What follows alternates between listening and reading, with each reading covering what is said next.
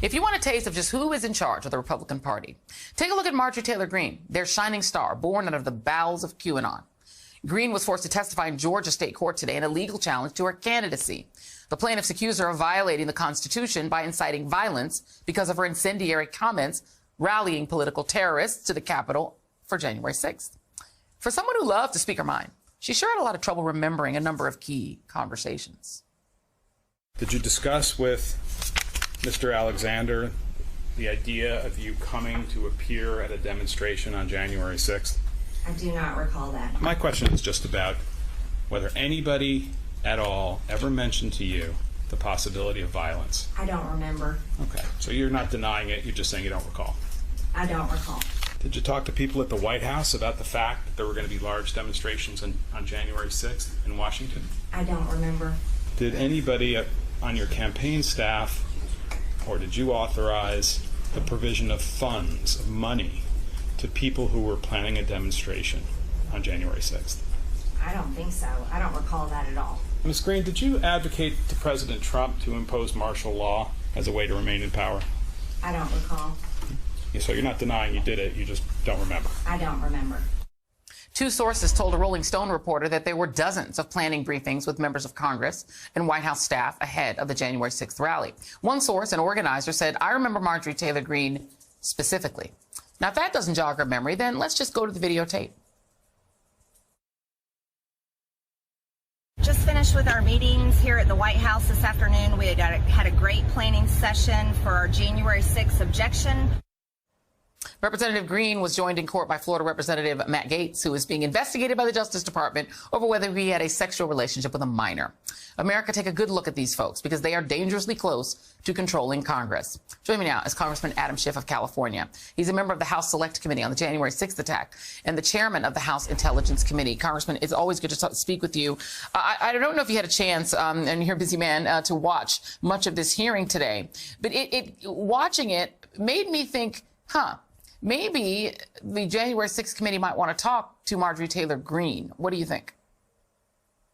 Well, it looks like we're getting a real sense of what her testimony would look and sound like, and there would be a considerable failure of recollection on some very key things. It's hard to imagine if you were calling for the imposition of martial law to overturn an election that you wouldn't remember doing so. But look, as we are reminded again so vividly this week, there are a number of members, probably Kevin McCarthy principally among them, with very relevant information about our investigation.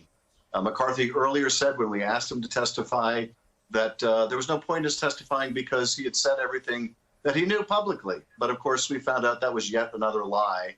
And we found out just the magnitude of that lie in the last 24 to 48 hours. And, you brought up Kevin McCarthy. I mean, these new tapes that are coming out of this new book that show that he said precisely what was reported in the New York Times that he said about Donald Trump. He had a moment of clarity, like Lindsey Graham, and then suddenly reversed it. And I think a lot of people are wondering what happened in between the moment of clarity and reversing it. Was it just talking to Trump? Was it just people suddenly laying on him how much the Trump base loved him? And a lot of people have that question. Do you think that it might be worth even trying to talk to Kevin McCarthy?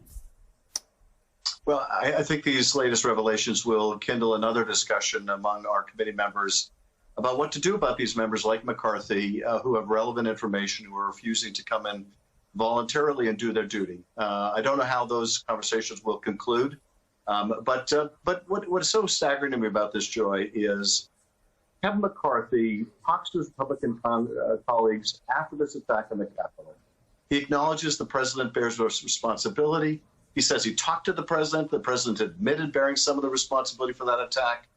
He talked about calling on the president to resign. And then when he's asked about this, he lies about it. Not just lies about it, but he attacks the New York Times and how dare they suggest this? And isn't this just them doing their fake news thing? Just the audacity of his lies. And the fact that the reason he drove Liz Cheney out of the party is that she wouldn't join him in those lies. And those tapes give such evidence of the fact that he knows what he is saying is just another big lie. What do you make of the fact that, this series of events that He's on these leadership calls with Liz Cheney. She, at the time, was in leadership, so he must know that he was on the calls with her. Then he flat out denies that he said what she heard him say. A lot of people are trying to source those tapes to Liz Cheney. Do you want to disabuse anyone of that? The release of the tapes? You know, Liz Cheney is not the kind of person that's going to be leaking tapes and denying it. That's just not who she is. You know, one of the things that this chapter of our history has revealed is something that the historian Robert Caro once said: power doesn't corrupt as much as it reveals. It doesn't always reveal us for our best, but it says a lot about who we are. Well, power revealed Liz Cheney to be a person of great courage and conviction.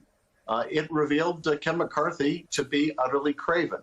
And in fact, so many of the other members of his team, like Elise Stefanik, who, when Liz Cheney said, "I'm not telling a big lie that eats at the heart of our democracy," Elise Stefanik put up her hand and said, "Well, I'll tell that lie or any other you need if I can have her job." And so I think that those attacks suggesting that Liz Cheney was the source of this are just an effort to tear her down when it's Kevin McCarthy who's being torn down by his own falsehoods. Let me play one more thing, because this is the person for whom, beyond Donald Trump, Kevin McCarthy works, Marjorie Taylor Greene. Here's another thing she did not recall, and this was calling Speaker Pelosi a traitor. Take a listen. In fact, you think that Speaker Pelosi is a traitor to the country, right? I'm not answering that question. It's speculation. It's hypothetical. You've said that, haven't you, Ms. Greene, that she's a traitor to the country? No, I haven't said that. Okay. Put up Plaintiff's Exhibit 5, please. Oh, no, wait. Hold on now. I believe by not upholding the securing the border, that violates her oath of office.